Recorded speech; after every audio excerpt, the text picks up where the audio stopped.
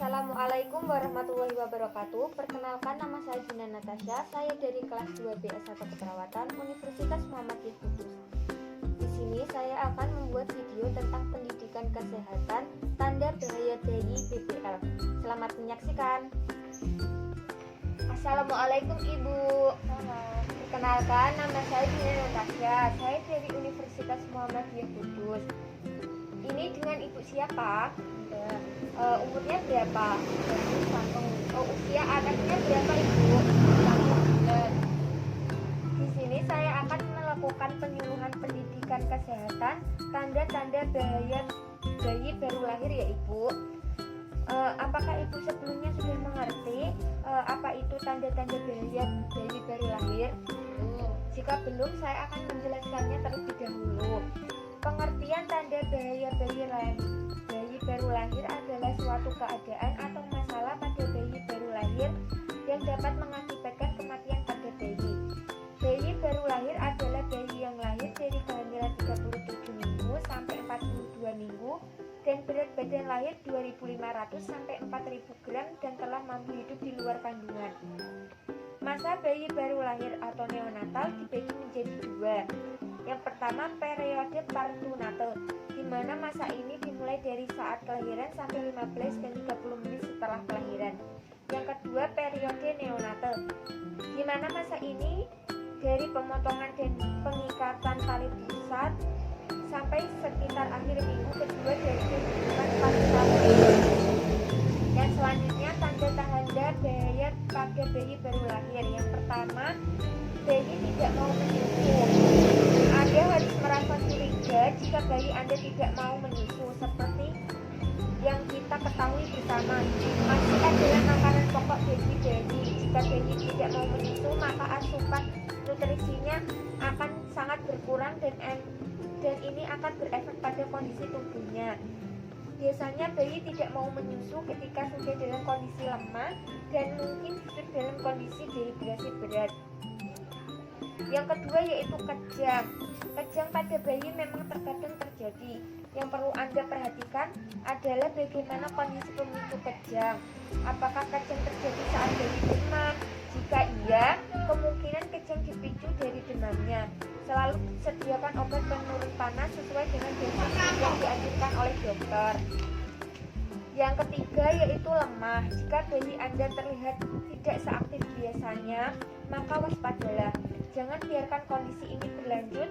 Kondisi lemah bisa dipicu dari diare, muntah yang berlebihan, ataupun infeksi berat. Yang keempat, sesak nafas.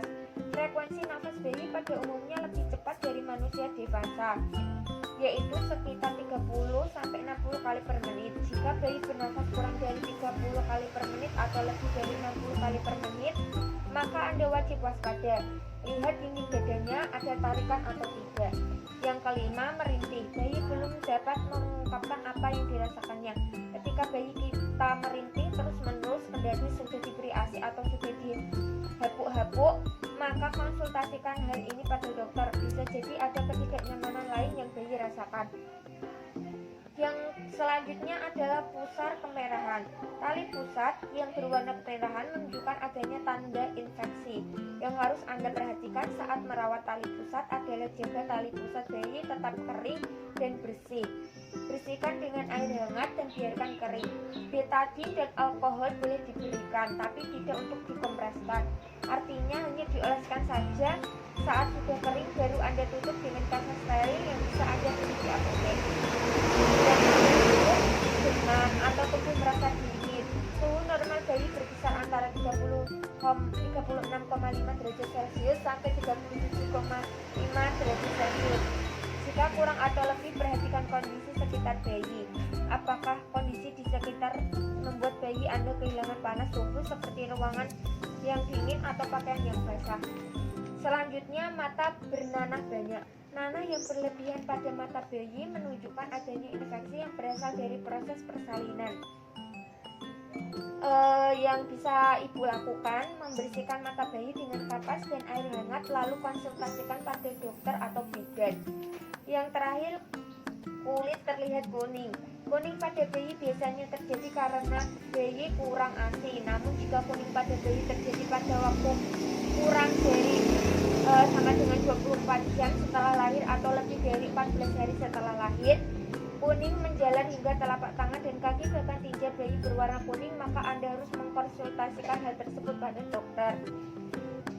Tindakan yang harus dilakukan bila ada salah satu saja tanda bahayanya, yaitu dengan merujuk segera ke rumah sakit atau puskesmas. Masalah atau kondisi akut perlu tindakan segera dalam 1 jam kelahiran oleh tenaga di kamar bersalin. Yang pertama itu tidak bernafas, yang kedua sesak nafas, yang ketiga sianosis sentral atau kulit biru, yang keempat bayi berat lahir rendah atau BBLR yaitu kurang dari 2.500 gram, yang kelima letargis, yang keenam hipotermi atau stres dingin, suhu aksilal kurang dari 36,5 derajat Celcius, yang terakhir ketiga. Apakah sampai sini Ibu sudah paham?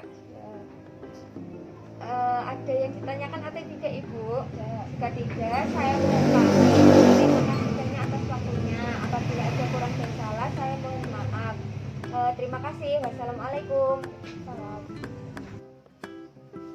Terima kasih telah menyaksikan. Apabila ada kurang dan salah, saya mohon maaf. Wassalamualaikum warahmatullahi wabarakatuh.